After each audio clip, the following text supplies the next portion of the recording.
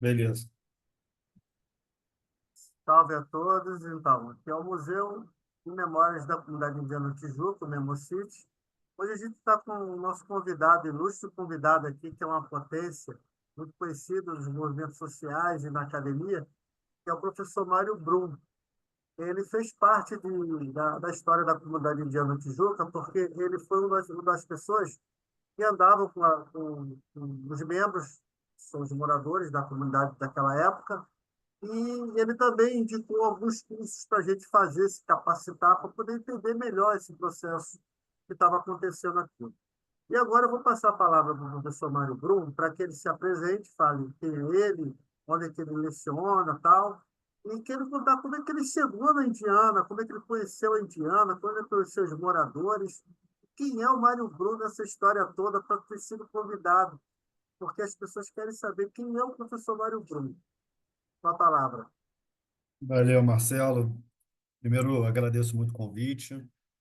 É uma honra aqui partilhar dessa história com vocês, né? Eu admiro muito a luta de vocês, admiro muito, lembro até hoje de frases que você falou, a Inês, falecido Antônio também. Então, assim, vocês são pessoas que representam bastante coisa, né, no meu aprendizado, né, na minha vida.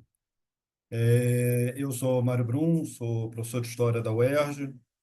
Há já alguns anos, aí, cerca de mais de 20 anos, eu trabalho com o tema das favelas, desenvolvo pesquisa. Nunca morei exatamente numa favela, mas já trabalhei como professor em muitas, já morei próximo, né, naquelas áreas ali que são meio divisa, assim, né, um pouco favela, um pouco asfalto, mas nunca morei especificamente numa favela. Marcelo, se eu não me engano, eu conheci vocês no Conselho Popular na época da luta da Indiana sob a ameaça de remoção das Olimpíadas, né? Foi lá, isso daí também já estão falando aí de Então, 2010. Comitê Popular da Copa, que era onde nós nos reuníamos em alguns locais, e a gente estava muito antenado com essa coisa das Olimpíadas e da Copa. Uhum, Foi dali que a gente viu você em algumas falas e você uhum, foi se aproximando do nosso grupo, eram aqueles moradores que mais se destacavam, que eram mais participativos, que saíam na comunidade, enfim, em uhum, busca de um aprendizado. E foi ali que a gente começou mais ou menos a estreitar laços. Pergunta, você começou a andar nesses movimentos sociais de uma forma, isso. assim, primeiro você entrou ali meio tímido, mas depois você já estava no meio, lutando pela gente, fazendo aquela fala proposital. E agora é melhor você falar, senão Então, eu me lembro que assim, a gente teve um. Foi do Comitê Popular da Copa, né? Que misturava um pouco tudo, né? Conselho Popular, tudo aquilo ali estava um pouco. Todo mundo meio junto e misturado. E eu me lembro que a gente fez uma, uma colega minha que também era pesquisadora, era brasileira, mas não morava aqui, a Kalinka. A gente levou o pessoal da África do Sul ali na Indiana, né? Isso foi finalzinho de 2013, mas acho que a gente já se conhecia antes disso, já tinha a referência da luta de vocês, né? Acho que essa luta de vocês pela permanência aproximou muita gente e que era uma luta, né, de várias localidades do Rio de Janeiro, favelas, bairros da Zona Norte. E eu me lembro que a luta de você impactou muito e a gente exibiu aquele filme na Indiana, ali na Indiana, no Borel, né? Acho que foi no CIEP que passou o filme. Não, não foi no CIEP, não, minto. Foi em outro lugar que agora eu não me recordo. então, no O CIEP teve um filme, do Dr. Magarinos. Margarino Torres, Isso, que você andava também com o Rafael Gonçalves da PUC, isso, que ele isso. futuramente, né, ele também vai dar um depoimento aqui para a Sim. gente. Você Desse andava filme com eu não ele. participei, desse filme eu não participei do Magarino, mas assim, a gente exibiu o Prezado Mandela, que era uma luta do pessoal da África do Sul, Ah, né? sim. Então, só para recapitular quem está assistindo aqui. Na Jocum, a Jocum, na verdade, Foi Jovens com Jocum. a Missão, eles Isso, receberam. um ou dois integrantes dessa representantes dos direitos humanos lá da Isso, África do Sul, e eles fizeram lá um evento onde eles convidaram todos os moradores do entorno, claro, aqueles mais participativos. isso. Foi ali, é essa história que você está falando. Foi É, na foi na Jocum, Jocum. Isso, foi foi na na Jocum. Jocum. Mas eu me lembro que a gente passou pela Indiana antes. Que a gente mostrou a Indiana para eles, para o pessoal da África do Sul. A gente, na verdade, nessa ocasião, foi uma atividade que juntou uma cineasta americana, uma cineasta sul-africana, essa colega minha, que era brasileira, mas morava na Inglaterra, e o pessoal da África do Sul. Então, a gente fez essa exibição. A gente fez em 10 locais do Rio de Janeiro. A gente fez em universidades e fizemos em favelas. A gente fez no Alemão, no Santa Marta, fizemos aí na Indiana Borel, né? Eu não me lembro qual local mais a gente fez, mas eu me lembro que era assim, eram 10. Fizemos no Museu ali na Aldeia Maracanã e mais algum lugar, não lembro qual foi, mas assim, eu me lembro que foram 10 lugares e foi bem legal, assim, foi uma atividade assim, que a gente tratava dessa luta que aí na África do Sul também tinha um pouco relacionado com a Copa do Mundo na África do Sul, e de que forma, naquele ano de 2013, que a gente estava vivendo um boom de movimento social ali em junho, julho, né, e os moradores de favela também enfrentando a luta pela permanência. E graças a Deus foi uma luta que, no caso da Indiana, foi vitoriosa, né? É. Quando você fala esse boom das Olimpíadas, os países que passaram, esse filme que você fala tem tudo a ver com o que a gente estava vivenciando. Porque o que acontece? No momento em que nós ganhamos para sermos sede da Copa do Mundo e das Olimpíadas, antes do ano propriamente dito, 2014, 2016, nós que éramos moradores de favelas, começamos a sentir a gentrificação, né? É falado gentrificação. Ou seja, de algum momento, os megas eventos, nós, moradores de favelas, nós não éramos mais bem vistos. Ou seja, a cidade tinha que se adequar a uma realidade que a gente não imaginava que a gente era nociva, era como se a gente não devesse existir. E você foi muito proposital, que você sempre fez assim, apresentações que eu digo, textos, falas. Você falava assim, olha, tem uma história. Essa história vem desde o tempo de Pereira Passos. Aí você se lembra que você, de tanto falar em Pereira Passos, né? Você Uhum. acabou indo trabalhar no IPERJ. Olha que coisa maravilhosa. Então, quer dizer, o que você plantou, que era justamente falar algo que a gente desconhecia, porque o Comitê Popular da Copa foi uma referência. Claro, tinha o Conselho Popular, outra referência. Mas o que você fez, participou junto com alguns moradores que andavam nessas reuniões, foi que justamente você conseguiu passar uma mensagem que é, gente, isso que está acontecendo com uma comunidade, não é uma comunidade só que está acontecendo, não. É a cidade toda do Rio de Janeiro. Aí depois você conseguiu também passar uma mensagem. Olha, e olha outra coisa. Isso está acontecendo em outros países. Então, vocês têm que se preparar, vocês têm que se mobilizar. E você estava sempre presente. A Janice Perman, é o nome dela, como é o nome dela? Ela fez um Uhum. livro, né? Isso. Escreveu. Como ela vem muito do Brasil, a gente acaba aportuguesando o nome dela, né? A gente chama de Janice Pellman, né? É. Mas Então, assim, ela no, chegou a fazer uma andança com você, e eu sim, me lembro que você veio à comunidade indiana fazer uma parte desse livro que ela escreveu. Não sei nem se ela já lançou. Já lançou? lançou, lançou. Então, ela colheu depoimentos de moradores daqui, levando a história. Mas ela veio por meio de você.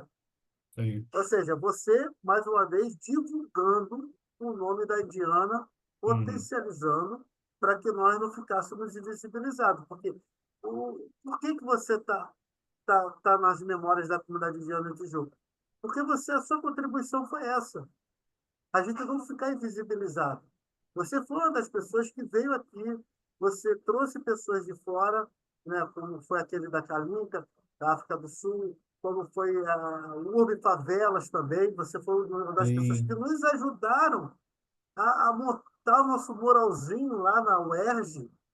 Ou seja, você era daquelas pessoas que estavam aqui, mas alguém de repente não conseguia te ver, mas você estava sempre falando e a gente estava, olha, o que ele está falando tem todo sentido, entendeu? Então, assim, aí você teve uma experiência também no ITERJ, né, que você virou, acabou isso. virando consultor, não foi? Não sei. Trabalhei como assessor. Na verdade, eu ia ser ia pegar um cargo de assentamentos rurais, né? Ia ser questão mais ligada à área rural, mas acabou não, acabei modificado assim para uma assessoria de memória, história e acervo. Isso que você está falando, Marcelo, como você falou assim, não, fala também, porque senão eu vou falar aqui. É, o Miguel Baldez fala isso, né? Falava, né? O falecido Miguel Baldez, jurista, ele falava que só a questão da justiça, né? Ela não resolve o problema das comunidades, né? Das ocupações, das favelas, né? A mobilização política é muito importante. Eu acredito nisso também, né? Eu acho que, assim, eu não entendo um papel da universidade, ou um papel do que eu estudo, do que eu pesquiso, que eu vá fazer uma pesquisa, que aquilo ali vai virar um livro ou qualquer coisa, e que aquilo vai ficar numa prateleira, vai ficar guardado, né? Eu acho que isso tem que ter uma utilidade para a sociedade. Eu acho que isso tem que servir. Claro que o conhecimento serve também, o conhecimento ele serve bastante. Mas assim, eu não acho justo vocês que são pessoas que estão ali muitas vezes na linha de frente. Aí eu me lembro assim, né? É o que eu falo, são frases que vocês falam. Você, a Inês, o Antônio tinha todo aquele cuidado com a bandeira da Indiana, ele tinha um carinho com aquilo, ele explicava a questão da bandeira, né? Eu vi ele explicar aquilo assim, umas 5 vezes pelo menos, mas era legal, né? Porque assim, você via o carinho. E eu me lembro uma vez assim, a Inês explicando, né, o que que a casa representava para vocês, né? Que cada 13º, cada demissão, que juntava dinheiro daqui, dali, e para construir a casa. E isso me fez entender a importância de uma casa, né? Para um morador de favela do Rio de Janeiro, né? Que aquilo ali, porque muitas vezes assim, eu não entendia, por exemplo, a Dona Penha, né? Lá da Vila Autódromo, ela recebeu milhões pela casa dela. E ela falou: não vendo minha casa por dinheiro nenhum. Foi através de vocês que eu entendi isso, né? O significado da casa e de cada dia que aquela casa foi construída, foi sendo melhorada, foi sendo modificada, o valor sentimental, simbólico, financeiro também, mas não é o principal, que a casa tem para o morador. Então, assim, eu imagino que eu acredito numa relação de diálogo entre a sociedade, aí eu falo a sociedade como um todo, morador de favela, jornalista, professor, todo mundo assim, né? E o que a gente produz na universidade, né? E aí foi isso que me levou no ITERJ também. O que me levou para o ITERJ foi que eu tinha essa relação construída com os movimentos sociais e também não vou desmerecer o conhecimento acadêmico, né? Eu acho que assim, quando a gente estuda, faz uma faculdade, começa a fazer pesquisa, a gente vai aprendendo alguns procedimentos e vai tendo uma experiência, né, que não precisa de uma universidade para ter experiência, mas assim, por exemplo, o marceneiro, ele tem a experiência dele, né? Ele faz o ofício, ele aprende técnicas, estratégias e por aí vai. Uma cozinheira, né, ela tem lá todos os segredos para saber fazer aquela comida. Na universidade, a gente aprende também técnicas de como pesquisar a história, né? Como usar as diversas ferramentas que estão disponíveis, né? E você, por exemplo, um cara que sabe muito de internet, sabe muito, está muito conectado às coisas, de que maneira a gente usar todas essas ferramentas que hoje em dia estão disponíveis para produzir uma história, né? Produzir a história da cidade do Rio de Janeiro, isso que você falou, né? Não é uma história só de uma favela, não é uma história só de um lugar. É uma história comum, né, na cidade do Rio de Janeiro, de muitos moradores que, historicamente, têm negado seus direitos. Também vou parar de falar um pouco, Marcelo, senão também dispara aqui. Então, aí o que acontece? Você também fez a Defensoria Pública do Estado do Rio de Janeiro, uma pessoa da Maria Lúcia, ela trouxe o FRJ para cá. E você, em dado momento, você fez com que o ERJ também estivesse aqui dentro. Tanto é que Uhum. você tem um site onde tem alguns vídeos publicados, e você pegava os alunos, né, que estavam lá em formação acadêmica, e apresentava alguma liderança, ou algum representante, ou qualquer que seja um morador, que desse algo a passar. Então, assim, mais uma vez, você divulgando a Indiana, mais uma vez, você potencializando a história de uma favela, porque as pessoas esquecem que as pessoas que estão aqui são cidadãos, são pessoas que contribuem para a sociedade. Muitos têm filhos que são formados, que saem da comunidade e viram pessoas que tomam decisões em prol de toda a nação, de todo o estado, de todo o município, enfim. Existe sempre algo acontecendo. Só que, quando você falou, quando nós somos vistos somente pelo aspecto das nossas casas, é como se a gente não fosse ser humano. O sentimento é muito triste você ser catalogado pelo imóvel que você mora. E você sabe que você, para reformar um imóvel, para fazer uma construção bem solidificada, necessita de verba, necessita de ajuda de custo. Um dado momento, conversando com a entrevistada aqui no nosso portal aqui, ela falou assim, mas o Rio. Eu falei, pois é, quem é que vai conseguir dragar, desassorear o Rio? O ser humano não vai. Seu trabalho sabe, é assim, é um poder público com equipamento, com engenheiros, para fazer esse tipo de limpeza. Então, muitas das vezes, não adianta você querer culpar uma pessoa por a pessoa estar sobrevivendo. Então, hoje, esse estigma que foi passado para a gente aqui foi terrível. Só que, assim, para o bem ou para o mal, ele fez a gente se, é, se posicionar assim, não, a gente vai lutar. A gente vai lutar. A gente tinha tudo para não ficar aqui. Mas, do jeito que foi passada a mensagem, é como se a gente não existisse. Você mora numa casa feia, então você não existe. Não é assim que a gente queria ser visto. Então, o poder público ele nos deixou a desejar em muitas coisas. E você, através dessas pesquisas, através dessa história, você juntamente com aquele outro, que eu esqueço o nome, lá que é geógrafo também, é geógrafo lá do ITERJ, que ele fez a história dos travesseiros, levantou todo O Álvaro, o Álvaro. o, o Álvaro. Excelente. Também Para o quem Álvaro é chega, historiador também. é, para quem chega num local e fala assim, aquelas casas estão ali porque os caras invadiram. Ele levantou 200 anos atrás. Quer dizer, e aquelas pessoas que estão morando ali faz parte da árvore genealógica, ou seja, não foi aquele que ele está vendo agora. Antes já tinha a ancestralidade daquele local. Então, E, isso aí a academia proporcionou para a gente. Porque é, quem tinha que ter isso era o poder público. O poder público ele tinha que chegar aqui e falar assim, ó, sua identidade é tal, sua família é tal. Mas eles chegaram aqui e não sabiam nem quem era a gente. Imagina, você ir para um local que você não conhece e chegar lá e falar assim, a partir de hoje eu vou criar a regra desse local. Gente, mas isso é um desrespeito, entendeu? É uma coisa que eu entrar na sua casa agora, no seu apartamento, e falar, a partir de hoje o sofá vai ficar na cozinha e a mesa da cozinha vai ficar na sala. Nossa, eu conheço a minha exatamente. casa e quer mudar a minha casa. E Mas assim, pode não, falar. terminei, Marcelo.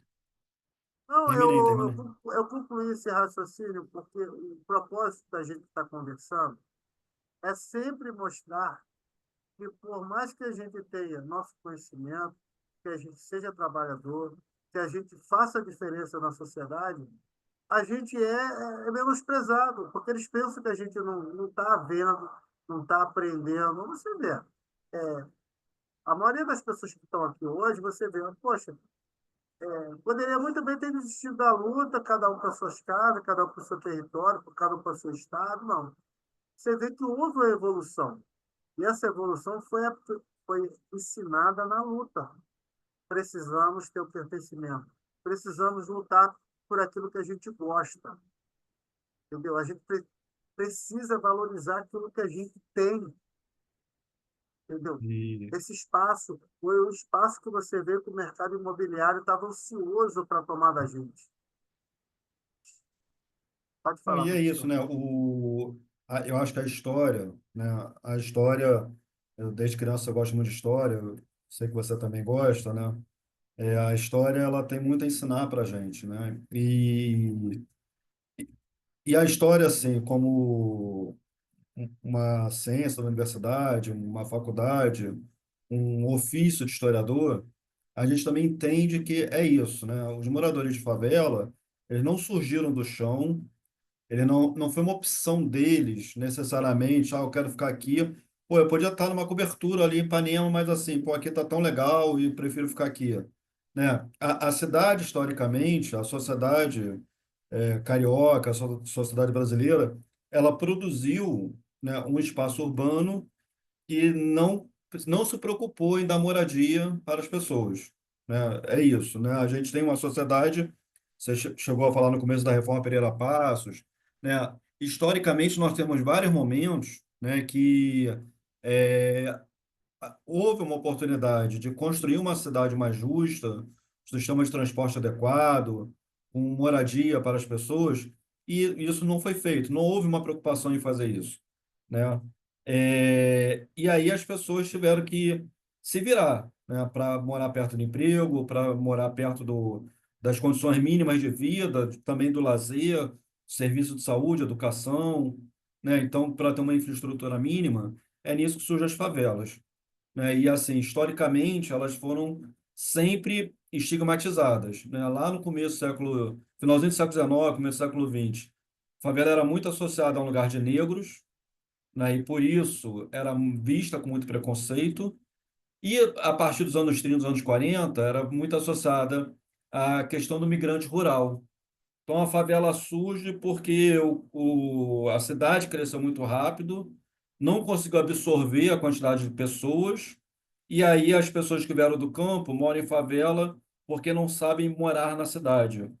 O que também não é verdade, né? E aí que eu falo que entra a história e entra o nosso ofício.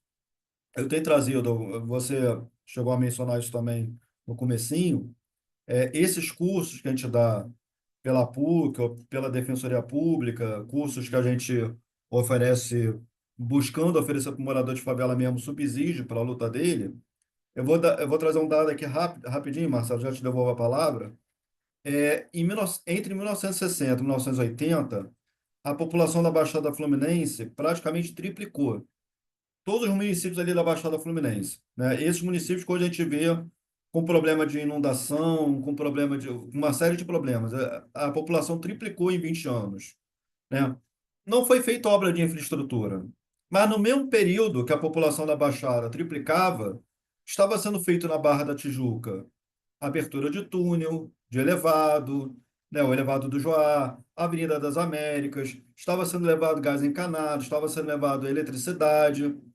Então, assim, foi feito para a Barra da Tijuca, que era um vazio imenso, né, nos anos 60, nos anos 70, foi feito na Barra da Tijuca, mas não foi feito na Baixada. Então, assim, na Baixada, ela cresceu muito rápido e a infraestrutura não acompanhou ou não quiseram dar infraestrutura, né? É a história da nossa população pobre, é a história da nossa periferia, da nossa favela, uma escolha que o Estado faz, né? Eu não vou investir para essas pessoas porque eu tenho que investir na Zona Sul, tenho que investir na Barra da Tijuca, eu não tenho que investir em favela, em subúrbio, em periferia, na Zona Norte, né? Só para terminar mesmo. E, por outro lado, também, quando você falou assim, nós temos dignidade, nós temos que ser vistos, temos que ser considerados. Pô, não dá para pensar a história do Rio de Janeiro, não dá para pensar a história da Tijuca, né? Sem as favelas, sem o Borel, sem o Salgueiro, sem Indiana, sem Casa Branca, sem Formiga. Como é que se imagina, né? Uma história da Tijuca que está ligado ao futebol, está ligado ao samba, está ligado à boemia, né? E se você pegar Grande Tijuca, Vila Isabel, Neo Rosa, estendendo ali um pouquinho Mangueira. Como é que você pensa a história desse lugar sem levar as favelas em consideração? Né? Não dá para fazer isso, né? Não dá para não pensar nos operários, não pensar nos times de futebol que surgiram a partir desses operários, que quase todos moravam em favela, né? Então, a gente não pode, assim, a cidade usar o favelado quando precisa dele e só cobrar dele deveres e não oferecer direitos, né? Então, mais uma vez, é aquilo que você sempre falou, né? O poder público, ele sabia que ele ia precisar de 2.000, 5.000, 100.000 pessoas para construir um novo bairro. Sim. E depois, aonde que essas pessoas iriam? Você vê assim, vejo seriado, vejo muito filme hoje, você vê que quando eles vão fazer algo, tipo, eu estava vendo um documentário um dia desse no Rotary mesmo, sobre Dubai, né?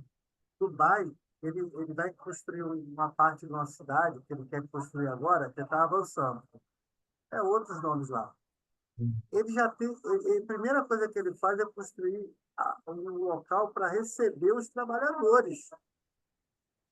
Os trabalhadores são bem tratados para poder construir a cidade que eles querem. Ou seja, aquela cidade onde você sabe que o poder aquisitivo vai ser lá nas alturas. Uhum. Então, claro que não vai ter como. Mas tudo é pensado, tudo é planejado. Sim. E você vê que ao longo das décadas, as cidades brasileiras, tanto as Rio de Janeiro e São Paulo, ela não foi pensada, ela não foi planejada. Tem que fazer, mas sim, mas tem que pensar que ali a obra trabalhadora é humana, entendeu? E até mesmo se for utilizar equipamento, como é que vai fazer esse descarte, né? Hoje a gente fala muito sobre o meio ambiente. Então, hoje Sim. já tem que pensar nisso. Inclusive, existem leis, né? Então, assim, essa conversa nossa é muito boa, porque a gente dá uma abertura geral, porque quando alguém fala assim, ah, não, a indiana se surgiu e não quis sair dali. Não, o problema não é a indiana nunca foi problema. O problema nunca foram as favelas. O problema foi alguém deixou de fazer sua tarefa de casa, que é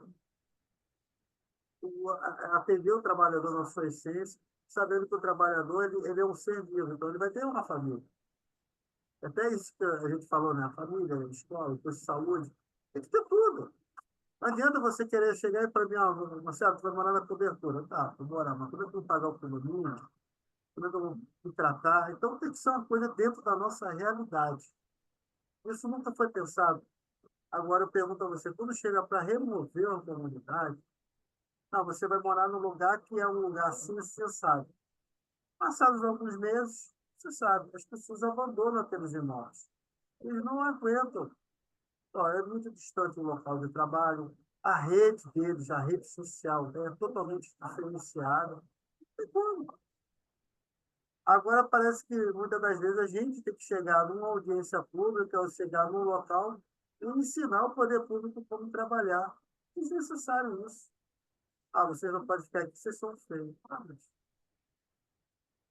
então, professor, eu agradeço muito a sua participação e tudo que você fez, falou, enquanto esteve aqui, enquanto esteve em outros locais de reuniões, foi fundamental para que a gente crescesse, para que nós tivéssemos hoje moradores que sabem o que fazer. Agradeço também essa força que você deu, tanto no núcleo de terras de habitação, quanto no ITERJ, em alguns espaços que você passou. E eu gostaria que você desse suas considerações finais aí para a gente caminhar para o encerramento. Ok? Beleza. Não, eu agradeço, Marcelo. Eu não fui do núcleo de terra habitação, não, né? Eu só trabalhei junto com ele, mas nunca fui diretamente do núcleo, né?